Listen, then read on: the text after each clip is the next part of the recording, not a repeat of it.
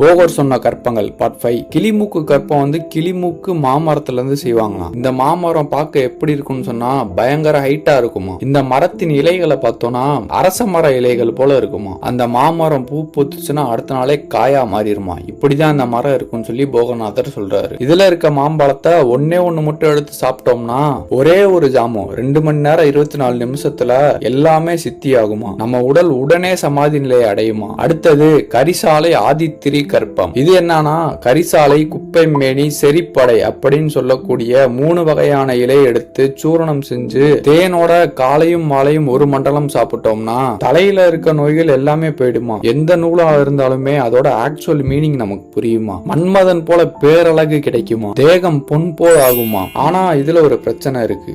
என்னன்னா பெண்போகம் கொண்டால் உடல் கருத்து போய் எல்லா சித்திகளும் போயிரும் சொல்றாரு போகநாதர். ஃப்ரெண்ட்ஸ், நம்ம வீடியோ நிறைய பேர் வந்து லைக் பண்றீங்க, கமெண்ட் பண்றீங்க, ஷேர் பண்றீங்க, எல்லாமே பண்றீங்க. ஆனா ஃபாலோ மட்டும் பண்றது இல்ல. நீங்க ஃபாலோ பண்ணலன்னா இப்பவே ஃபாலோ பண்ணிக்கங்க. நம்ம வீடியோ பாக்குற எல்லாருமே சாட்டிஸ்ஃபைடா இருப்பீங்க. ஆனா நான் மட்டும் சாட்டிஸ்ஃபைடு இல்லை. ஏன்னா நீங்க ஃபாலோ பண்ணல. நீங்க ஏன் ஃபாலோ பண்ண மாட்டீங்கன்னு சொல்லி எனக்கு ஒரு கமெண்ட் மட்டும் பண்ணுங்க. அதை நான் சரி பண்ணிக்கிறேன். ஓகே ஃப்ரெண்ட்ஸ், நீங்க இந்த மாதிரி நிறைய சித்த ரகசியம் பத்தி தெரிஞ்சுக்க நினைச்சீங்கன்னா இப்பவே நம்ம BA Perspective சேனலை சப்ஸ்கிரைப் பண்ணுங்க. மறக்காம லைக் பண்ணிருங்க. அப்புறம் நெக்ஸ்ட் வீடியோல பார்க்கலாம். பாய்.